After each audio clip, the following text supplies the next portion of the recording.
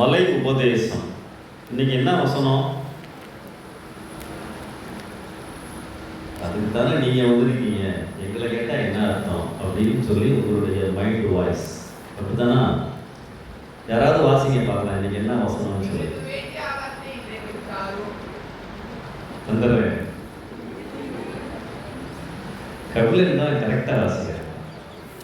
கொடுத்துடலாம் கபிலன்.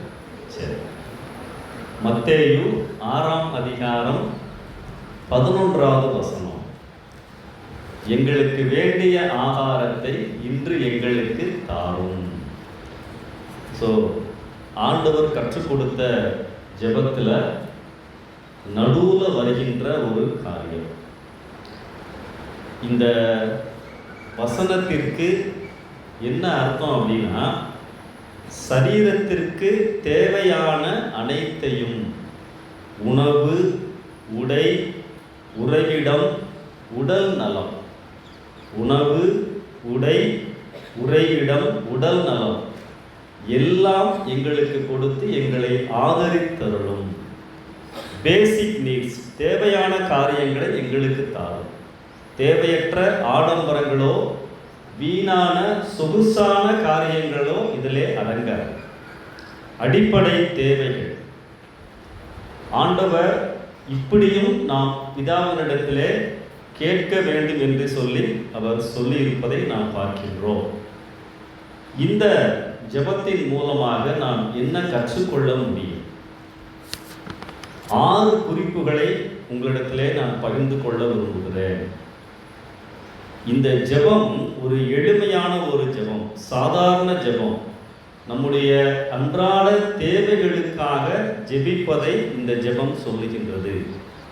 முதலாவது காரியம், இப்படி ஆண்டவர் ஜெபிக்க சொல்லி இருப்பதினால் கர்த்தர் நம் சரீரங்களில் அக்கறை உள்ளவராக இருக்கிறார் என்பதை நாம் அறிந்து கொள்ள முடியும்.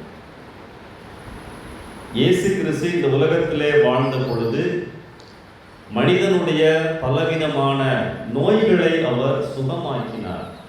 குஷ்டரோகிகள், பார்வையற்றவர்கள், நடக்க முடியாதவர்கள், இப்படி பல சரீர வியாதிகளை அவர் சுகப்படுத்தினார். அது மட்டுமல்ல, சில இடங்களில் ரொம்ப நேரம் பிரசங்கம் பண்ண வனாந்திரமான இடத்துல இருட்டானதற்கு பிறகு மக்களை வெறுமையாக அனுப்பாமல் அவர்களுக்கு உணவு கொடுத்து அனுப்பினதையும் நாம் வேதத்திலே பார்க்கிறோம்.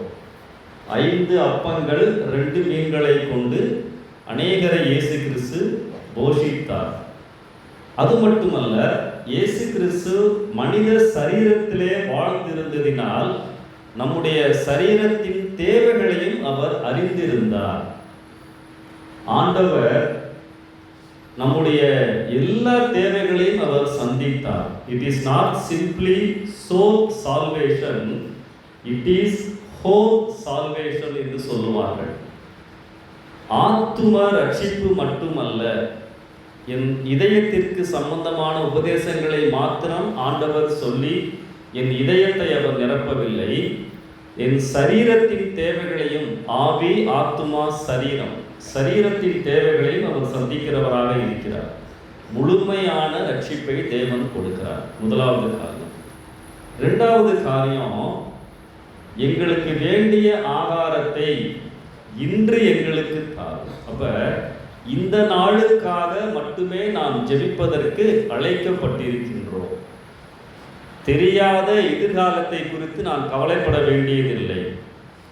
இன்றைக்குரிய காரியத்திற்காக காலையில் எந்திரிச்சோன்னா உங்களுக்கு தெரியும், இன்றைக்கு எனக்கு என்னெல்லாம் செய்ய வேண்டும், எப்படிப்பட்ட சூழ்நிலைகள், பொறுப்புகள், அசைன்மெண்ட்ஸ் எனக்கு காத்திருக்கிறது என்று சொல்லி உங்களுக்கு தெரியும். அதற்காக மாத்திரம் நாம் ஜெபிக்க அழைக்கப்பட்டிருக்கின்றோம். தெரியாத எதிர்காலத்திற்காய் இன்றைக்கு ஜெபிக்க வேண்டிய அவசியம் இல்லை. பழைய ஏற்பாட்டில் யாத்திராகம புஸ்தகத்தில் இஸ்ரவேல் மக்கள் கானானை நோக்கி வந்து கொண்டிருந்த பொழுது அவர்களுக்கு வனாந்திரத்திலே ஒவ்வொரு நாளும் மன்னாவை கொடுத்தார். நம்மளுக்கு தெரியும் இல்லையா? ஆனால் என்ன சொல்லியிருப்பாரு, நீங்கள் மன்னாவை சேகரிக்கும் பொழுது அந்த நாளுக்குரியதை மாத்திரம் நீங்கள் சேகரிக்க வேண்டும். ஆனால் இவங்க என்ன செய்வாங்க தெரியுமா? மொத்தமாக 2-3 நாளைக்கு சேர்த்து எடுத்துகிட்டு வருவாங்க. அதெல்லாம் வீணாய் போய்விடும். வாசிங்களேன், யாத்திராகமம் 16ஆம் அதிகாரத்தில் 16வது வசனம்.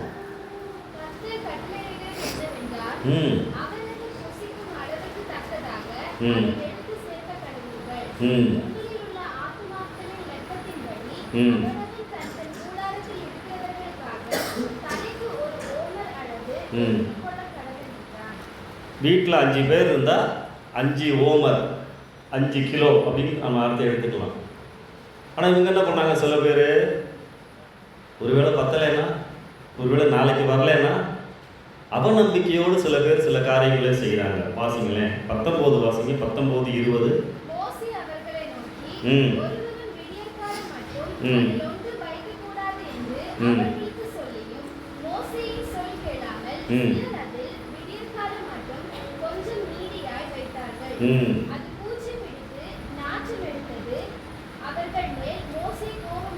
பார்த்தீங்களா? ஆண்டவர் அன்னைக்குரியதை மட்டும் நீ எடுன்றாரு, இவன் கொஞ்சம் சேர்த்து எடுத்துக்கிறான். ஆண்டவர் மேல் நம்பிக்கை இல்லாமல் அன்றுள்ள ஆகாரத்தை எங்களுக்கு இன்று தாரும். அப்புறம் ஆண்டவர் என்ன சொன்னார்? நீ எக்ஸ்ட்ரா எடுத்துகிட்டு போனாலும் அது கெட்டு போயிடும். ஆனால் சனிக்கிழமை உனக்கு ஓய்வு நாள், அன்னைக்கு மட்டும் நீ வெளியே போக தேவையில்லை, சேர்த்து எடுத்துக்க அப்படின்றாரு. அப்படி 2 நாட்களுக்கு சேர்த்து எடுக்கின்ற பொழுது அன்னைக்கு எடுத்த உணவு மட்டும், மன்னா மட்டும் கெட்டு போகவில்லை. 27 வாசிங்க.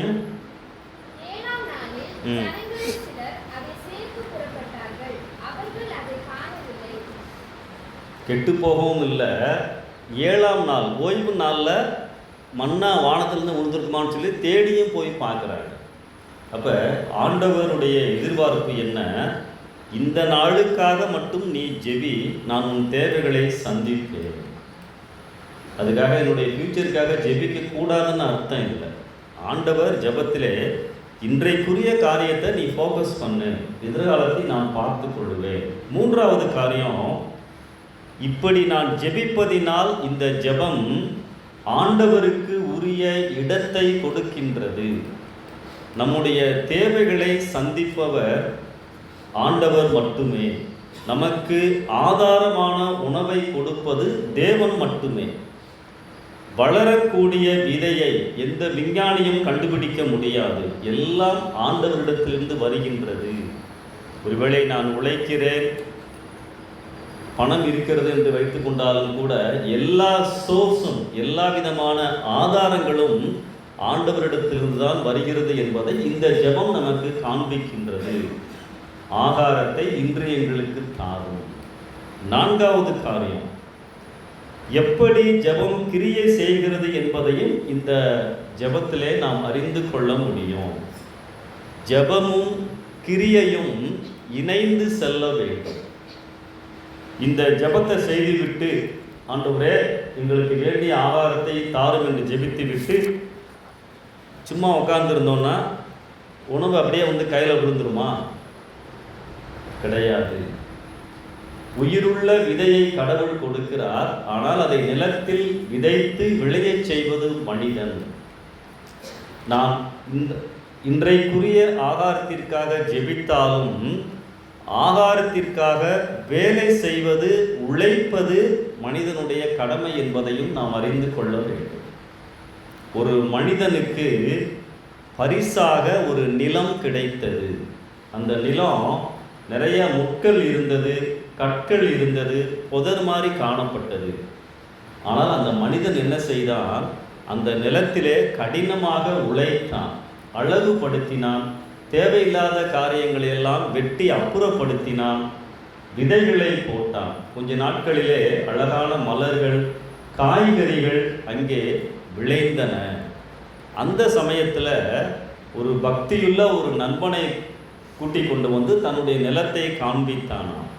அப்போ அந்த நண்பன் சொன்னால், ஆண்டவர் உனக்கு இவ்வளவு அழகான நிலத்தை கொடுத்திருப்பது ஆச்சரியம்தான் என்று சொன்னானா. அப்போ அந்த நண்பன் சொன்னானா, நிலத்தை பெற்றவன், நீ முன்னாடி இந்த நிலத்தை பார்த்திருக்க வேண்டும். அது எப்படி இருந்தது என்று சொல்லி உனக்கு தெரியாது. புதராக இருந்தது, முட்களாக இருந்தது, இன்றைக்கு நான் அழகாய் மாற்றி இருக்கிறேன். அப்போ ஆண்டவருடைய தயாளமும் மனிதனுடைய கடின உழைப்பும் இணைந்து செல்ல வேண்டும். ஜெபித்து விட்டு சோம்பேறியாக இருக்கக்கூடாது. அதையும் நாம் இந்த ஜெபத்திலே புரிந்து கொள்ள வேண்டும். காட்டு புஷ்பங்களை பாருங்கள், காட்டு காகங்களை பாருங்கள் அப்படின்லாம் ஆண்டவர் சொல்லியிருக்கார் இல்லையா? அவைகள் உழைக்கிறதும் இல்லை, நூற்கிறதும் இல்லை, ஆனால் ஆண்டவர் அவர்களை போஷிக்கிறார் அப்படின்னு சொல்லி மத்தேயில ஒரு வசனம் பார்க்கிறோம். காட்டு புஷ்பங்கள், காகங்கள். அப்போ எப்படி போஷிக்கிறார்? காகங்கள் எல்லாம் அதனுடைய கூட்டுக்குள்ளதாய் உட்கார்ந்து இருக்கின்றதா? இல்லை, தேடி அலைகின்றது, உழைக்கின்றது, உணவை பெற்றுக்கொள்கின்றது. அப்போ ஆண்டவருடைய இரக்கம், ஆண்டவருடைய தயாளம், ஆண்டவருடைய கிருபைகள் நம்முடைய உழைப்போடு சேர்ந்து வரும் பொழுதுதான் அதனுடைய பலனை நாம் பெற்றுக்கொள்ள முடியும். வில்லியம் கேரி 500 வருஷங்களுக்கு முன்பதாக இங்கிலாந்திலே இருந்து நம்முடைய தேசத்திற்கு வந்த ஒரு மிஷனரி, சுவிசேஷத்தை கொண்டு வந்தவர். மேற்கு வங்காளம் கல்கத்தா பகுதியிலே ஆண்டவருடைய ஊழியத்தை செய்தவர். அழைப்பு தேவனிடமிருந்து அவருக்கு வந்தது, கடும் உழைப்பு வில்லியம் கேரியிலிருந்து வந்தது. அவர் நிறைய காரியங்களை ஆண்டவருக்காய் செய்திருந்தார். இந்தி மொழியிலே, வங்காள மொழியிலே, இன்னும் 36 மொழிகளிலே வேதாகமத்தை மொழிபெயர்ப்பு பணியை அவர் ஆரம்பித்திருந்தார். முழு வேதாகமத்தையும் வங்காள மொழியிலே அவர் கொடுத்திருந்தார். அந்த நாட்களிலே சாலைகளில் நின்று ஒரு வெள்ளைக்காரன் சரளமாக வங்காள மொழி பேசும்பொழுது மக்கள் அதை ஆச்சரியமாய் பார்ப்பார்களாம். அது மட்டுமல்ல, நிறைய ஆத்துமாக்களை சம்பாதித்தார். ஒரு புகழ்பெற்ற வேதாகம கல்லூரியை அவர் ஸ்தாபித்தார். இன்றைக்கும் அந்த கல்லூரி புகழ்பெற்று விளங்குகின்றது. அது மட்டுமல்ல, ஒரு பொட்டானிக்கல் கார்டன், மிகப்பெரிய ஒரு தோட்டத்தை ஆராய்ச்சிக்காகவும் அவர் உருவாக்கி இருந்தார். ஆண்டவர் நீ இந்தியாவில் போய் ஊழியம் செய்கின்றதான் சொன்னார். ஆனால் அவர் வந்து ஆண்டவரோடு இணைந்து ஆண்டவருடைய பலத்தினால் இவரும் உழைத்து பல காரியங்களை செய்தார். அப்போ ஆண்டவர் இல்லாமல் நான் எதையும் செய்ய முடியாது. நம்முடைய முயற்சியும் ஒத்துழைப்பும் இல்லாமல் ஆண்டவரும் நமக்காக எதுவும் செய்ய இயலாது. அதை நான் புரிந்து கொள்ள வேண்டும். 5வது காரியம், இந்த ஜெபம் எப்படி வருது? எனக்கு வேண்டிய ஆகாரத்தை இன்று எனக்கு தாரும். அப்படியா இருக்கு? இல்லை, எங்களுக்கு வேண்டிய, கிவ் அஸ். எனக்கு தாரும் என்று அல்ல, எங்களுக்கு தாரும். ஒரு சுயநலமற்ற ஜெபமாக இது உள்ளது. எல்லாருக்காகவும் எல்லாரையும் நினைத்து நான் ஜெபிக்கின்ற ஒரு ஜெபம், எனக்கு மட்டும் அல்ல. இப்போ நம்ம இன்னைக்கு ட்ரெண்டில் என்ன பற்றாக்குறைன்னு சொல்லி உங்களுக்கு தெரியுமா? என்ன கிடைக்க மாட்டேங்குது?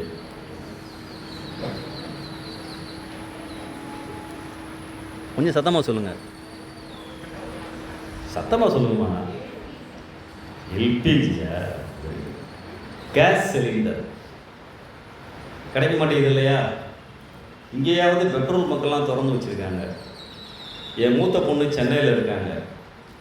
4 நாளைக்கு முன்னாடி ஃபோன் பண்ணி, அப்பா இங்கே பெட்ரோலுக்கு அடிச்சுக்கிட்டு இருக்காங்க, நான்லாம் என் வண்டியில் பெட்ரோல் ஃபுல்லாக நிரப்பிட்டேன், ஒரு 2 வீலர் வச்சுருக்காங்க, நீங்களும் பெட்ரோல் ஃபுல்லாக நிரப்பிடுங்கப்பா அப்படின்னு சொன்னாங்க. பார்த்தீங்கன்னா பெட்ரோல் பங்க்ல எல்லாம் அங்கே அவ்வளவு கூட்டம், கார்லையும் 2 வீலர்லையும் ஃபில் பண்ணுறதுக்காக எனக்கு கிடைச்சா போதுன்னு சொல்லி ஒரு சுயநலமான ஒரு கூட்டம். ஆனால் இன்னொரு நடிகர் கூட யூடியூப்பில் பேசியிருந்தார், நான் நிரப்பிட்டா போதும்னு நம்ம நினைக்கிறோம், ஆனால் அதே சமயத்தில் பொதுவாக எல்லாருமே பயன்பாடுகளை குறைத்து கொண்டால் எல்லாருக்கும் பிரயோஜனமாக இருக்குமேன்னு சொல்லி பேசியிருந்தார். அப்போ ஒரு பொதுவிலே வருகின்ற பொழுது இந்த விதமான சுயநலம் இல்லாத ஒரு ஜெபமாய் நம்மளுடைய ஜெபம் இருக்க வேண்டும். எங்களுக்கு தாரும். இன்னைக்கு உலகத்தில் இருக்கிற பிரச்சனை பற்றாக்குறை அல்ல, எல்லாமே இருக்குது, நிறையா இருக்குது, தேவையானதற்கும் அதிகமாகத்தான் உள்ளது. ஆனால் மனிதன் வாழ்க்கைக்கு தேவையானவைகளை சரியாக பகிர்ந்து கொள்ளாததே பிரச்சனை. இன்னைக்கு உலகத்தில் இருக்கிற செல்வங்கள், ஆதாரங்களை வைத்து எல்லாருக்கும் சரியாக கொடுக்க முடியும். ஆனால் அப்படி இல்லை. ஒருத்தண்ட நிறையா இருக்குது, ஒருத்தண்ட ஒன்றுமே இல்லை. அப்போ மற்றவர்களுக்கும் தேவையுள்ளவர்களுக்கும் பகிர்ந்து கொடுப்பதின் மூலம் நாம் ஆண்டவருக்கும் உதவுகின்றோம். அப்போ இந்த ஜெபம் என்னுடைய எப்படி இருக்க வேண்டும், எல்லாருக்கும் எல்லாம் கிடைக்க வேண்டும் என்ற எண்ணத்தோடு என்னுடைய ஜெபம் இருக்க வேண்டும். மற்றவர்களுடைய காரியங்களையும் நான் யோசித்து ஜெபிக்க வேண்டும். இன்னொரு மிஷனரியை நான் சொல்கிறேன். ஸ்டீட்டி ஸ்டட் அப்படின்னு சொல்லி ஒரு மிஷனரி, இங்கிலாந்து நாட்டினுடைய கிரிக்கெட் டீமில் இருந்தவர், புகழ்பெற்றவர், நிறைய பணம். அது மட்டுமல்லாமல் அவருடைய குடும்பத்தார் பணக்காரர்கள், கோடீஸ்வரர்கள், நிறைய பணம் இருந்துச்சு. இவர் மிஷனரியாக வந்துட்டார். சீனாவில் ஊழியம் பண்ணார், இந்தியாவிலேயும் ஊழியம் பண்ணார், கடைசியில் தென்னாப்பிரிக்காவில் ஊழியம் பண்ணார். அவர் மிஷனரியாக இருந்த பொழுது, அவர் குடும்பத்தில் சொத்துக்களை பிரித்த பொழுது இவருக்கு நிறைய கோடி கணக்கில் இவர் பங்கு வந்துச்சான். இவர் ஒரு மிஷனரியாக இருக்கிறார். அப்போ அவர் என்ன பண்ணார், அந்த பணத்தை எல்லா மிஷனரி ஸ்தாபனங்களுக்கும் சரியாக பங்கிட்டு கொடுத்தார். கொஞ்சோண்டு பணத்தை மட்டும் எடுத்து வச்சிருந்தாராம். எதுக்குன்னா, அவருக்கு திருமணம் ஏற்பாடு செய்யப்பட்டிருந்தது. தனக்கு வரப்போகின்ற ஃபியான்சிக்கு, எதிர்கால மனைவிக்காக அந்த பணத்தை வச்சிருந்தாராம். அந்த மனைவி சொன்னாங்களாம், நீங்கள் அந்த பணத்தையும் ஊழியத்துக்கு கொடுத்தாதான் நான் உங்களை திருமணம் செய்து கொள்ளுவேன். அப்போ இப்படி சுயநலம் இல்லாமல் வாழ்வதற்கு இந்த ஜெபம் நமக்கு கற்றுக் கொடுக்கின்றது. நான் 5 காரியம் சொன்னேன் இல்லையா? என்னென்ன சொன்னேன்? இன்னும் ஒன்று இருக்கு. கர்த்தர் நம் சரீரங்களில் அக்கறை உள்ளவராக இருக்கிறார். இந்த நாளுக்காக நாம் மட்டும் ஜெபிக்கலாம். தெரியாத எதிர்காலத்திற்காக ஜெபிக்க வேண்டிய அவசியமில்லை, பதஷ்டமும் தேவையில்லை. இந்த ஜெபம் ஆண்டவருக்கு உரிய இடத்தை கொடுக்கின்றது. எப்படி ஜெபம் கிரியை செய்கிறது என்பதையும் இந்த ஜெபத்தின் மூலமாக அறிந்து கொள்கின்றோம். ஜெபித்து விட்டு சும்மா உட்காரக்கூடாது, நானும் உழைக்க வேண்டும். 5வது, எனக்கு தாரும் என்று அல்ல, எங்களுக்கு தாரும், ஒரு சுயநலமற்ற ஜெபமாய் உள்ளது. 6வது, ஆண்டவரிடத்திலே நான் தினமும் பேச வேண்டும் என்பதையும் வலியுறுத்துகின்றது. ஆண்டவரே, ஒரு மாதத்துக்கு தேவையானதை தாரோம் அப்படின்னு சொல்லிட்டு நம்ம ஜெபிக்காமல் இருக்கக்கூடாது. Everyday I should meet Jesus. ஒவ்வொரு நாளும் நான் ஆண்டவரிடத்திலே பேச வேண்டும் என்பதையும் இந்த ஜெபம் எனக்கு கற்றுக் கொடுக்கின்றது. டெய்லி ஆண்டவர்கிட்ட பேசுவீங்களா? உங்கள்கிட்ட தான் கேட்குறேன். பிரதர்ஸ் பேசுவீங்களா? யார்கிட்ட கேட்குறீங்களா? தினமும் ஆண்டவரிடத்திலே நீங்கள் பேசுகிறீர்களா? பேச வேண்டும் என்பதையும் இந்த ஜெபம் கற்றுக் கொடுக்கின்றது. அப்போ எங்களுக்கு வேண்டிய ஆகாரத்தை இன்று எங்களுக்கு தாரும், நாளைக்கு அல்ல, இன்று எங்களுக்கு தாரும். இன்று ரொக்கம் நாளை கடந்து போர்டு போட்டிருப்பாங்க பார்த்தீங்களா? அந்த மாதிரிலாம் இல்லை. Everyday I should go to Jesus and inform my needs. I should pray for my needs. என்னுடைய தேவைகளுக்காக தினமும் நான் ஜெபிக்க வேண்டும். ஆண்டவர் நம்முடைய வாழ்க்கையின் எல்லா ஆதாரங்களுக்கும் போதுமானவர் என்பதை நாம் அறிந்து கொள்ள வேண்டும். ஒரே ஒரு நடந்த சம்பவத்தை நான் சொல்லி முடிக்கிறேன். ஆகாரத்தை கொடுத்த ஆண்டவர் எப்படி போஷிக்கிறார். மகாராஷ்டிரா மாநிலத்தில் பண்டித ரமாபாய் அப்படின்னு சொல்லி ஒரு ஊழியக்காரங்க இருந்தாங்க. பிராமண சமுதாயத்திலே இருந்து ஆண்டவரை ஏற்றுக்கொண்டவர்கள். நிறைய அனாதை விடுதிகள் வைத்திருந்தாங்க. விதவை பெண்கள், கணவரால் கைவிடப்பட்ட பெண்களை எல்லாம் அவர்கள் ஆதரித்தார்கள். நிறைய விடுதிகள் இருந்துச்சு. ஒரு நாள் அவங்க காரியதரிசி அந்த அம்மாட்ட வந்து, அம்மா, நாளைக்கு காலையிலே நம்மளுடைய விடுதலை இருக்கின்ற சின்ன பிள்ளைகளுக்கு பிரேக்ஃபாஸ்ட் கொடுப்பதற்கு ஒன்றுமில்லை, எல்லாம் தீர்ந்துருச்சு, கையில் காசு கிடையாது என்று சொல்லும் பொழுது அவங்க உடனே இந்த வசனத்தை சொன்னார்கள். சிங்கக்குட்டிகள் தாழ்ச்சி அடைந்து பட்டினியாய் இருக்கும், கர்த்தரை தேடுகிறவர்களுக்கோ ஒரு நன்மையும் குறைவுபடாது. 34ஆம் சங்கீதம் 10வது வசனம். இந்த வசனத்தை சொல்லி ஜெபித்து விட்டு போயிட்டாங்க. இரவிலே யாரோ 3 பேர் கதவை தட்டினார்கள். திறந்து பார்த்தா அவங்க சொல்கிறாங்க, அம்மா, நாங்கள் மாட்டு வண்டியில் உங்கள் வீட்டு வழியாக அடுத்த கிராமத்துக்கு போயிட்டு இருக்கோம். உங்கள் அனாதை விடுதியை கடக்கும் பொழுது மாட்டு வண்டியினுடைய சக்கரத்தின் அச்சு நடுவில் இருக்கும் இல்லையா, அந்த சுழல்வது அது முறிந்து போய்விட்டது. இனிமேல் எங்களால் அதை சரி செய்ய முடியாது. இரவிலே தங்குவதற்கு இடம் கொடுங்கள், நாங்கள் சரி செய்துவிட்டு காலையிலே சென்று விடுகிறோம். தங்குவதற்கு இடம் கேட்டாங்க. தாராளமாக தங்குன்னு சொன்னாங்க. அவங்க தோட்டத்தில் நிறையா கொய்யாப்பழம் இருந்துச்சு, அதை பறித்து கொடுத்தாங்க, தண்ணி கொடுத்தாங்க, ரெஸ்ட் எடுக்க சொல்லிட்டாங்க. காலையில் அந்த 3 பேரும் வந்தாங்க. அம்மா, எங்கள் வேலையை முடிச்சிட்டோம், நாங்கள் கிளம்புறோம், நீங்கள் செய்த உதவிக்கு நன்றி அப்படின்னு சொல்லி அந்த வண்டியில் வந்த முதலாவது மனிதன் 1 மூட்டை அரிசியை எடுத்து கொடுத்தான். 2வது மனிதனும் 3வது மனிதனும் ஆளுக்கு ஒரு அரிசி மூட்டையை காணிக்கையாய் கொடுத்தார்கள். அல்லேலூயா. கர்த்தரை தேடுகிறவர்களுக்கோ ஒரு நன்மையும் குறைவுபடாது. அப்போ ஆண்டவர் நம்முடைய ஜெபங்களை கேட்கின்ற ஆண்டவர். காலையில் எந்திரிச்ச உடனே இன்றைக்கு அந்த நாளுக்கு என்ன தேவையோ அதை நான் ஆண்டவரிடத்திலே கேட்கின்ற பொழுது, நம்பிக்கையோடு விசுவாசமாய் கேட்கின்ற பொழுது, ஆண்டவர் நம்முடைய ஜெபங்களுக்கு பதில் கொடுத்து அந்த நாளை நடத்துகின்ற ஆண்டவர். சேர்ந்து சொல்லலாமா? எங்களுக்கு வேண்டிய, சத்தமா சொல்லுங்க, எங்களுக்கு வேண்டிய ஆகாரத்தை இன்று எங்களுக்கு தாரும். மத்தேயு 6:11. ஜெபம் பண்ணலாமா?